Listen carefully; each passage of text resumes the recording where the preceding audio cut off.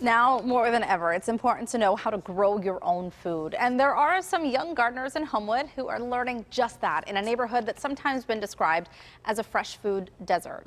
Well, the project is called the Sankofa Village Community Garden. And as Mikey Hood found out, they're not just growing vegetables, but they're really growing their community ties.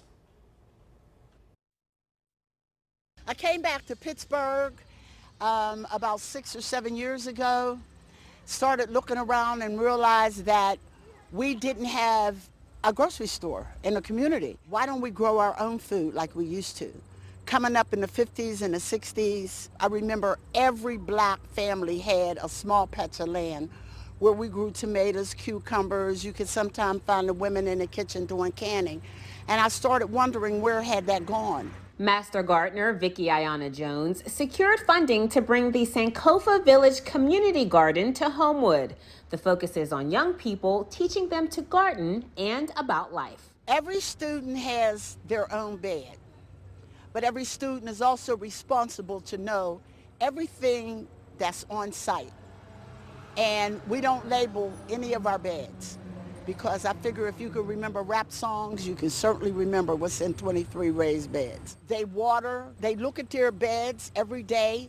If there's any pest, we sit down and talk about what the home remedy is, because we're all organic. Even though we're not certified as organic, we live an organic life in this garden. In this first bed right here, this is watermelon right here. We have peppers in the corner. There's eggplant in here also. You can see it's like budding. Isn't it so cute? We prune our tomatoes and we tie our tomatoes, and that's very tedious.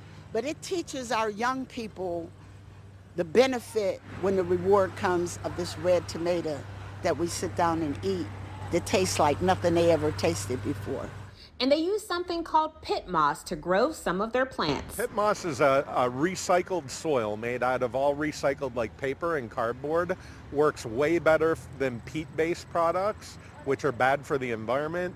We get bigger, healthier plants with less water and more yield and less fertilizer. Because we're limited in the square footage here, they're seeing better yields in a smaller space. This is cantaloupe. The deers got into the garden and they chewed all of this up. Bria Deanda, one of the gardeners here, says she learned fresh mint is a good remedy to keep the deer away. Just like rub it up and then just sprinkle it around the garden, because that keeps them away. I didn't even know that until like just now. And I was like, oh, that's so interesting. I wonder like why that keeps them away. I wonder if it's like the smell or something. They host several programs throughout the week to feed seniors and really anyone in the community. This is a teaching garden. We don't grow to sell, we grow to teach. And we have a program called Food on the Fence, and whatever we harvest from the garden, we put on the fence in bags.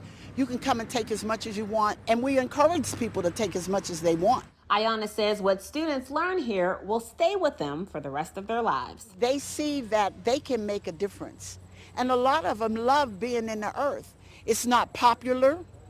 They get teased sometimes, but I tell them, if you believe in something strong enough, you stand your ground.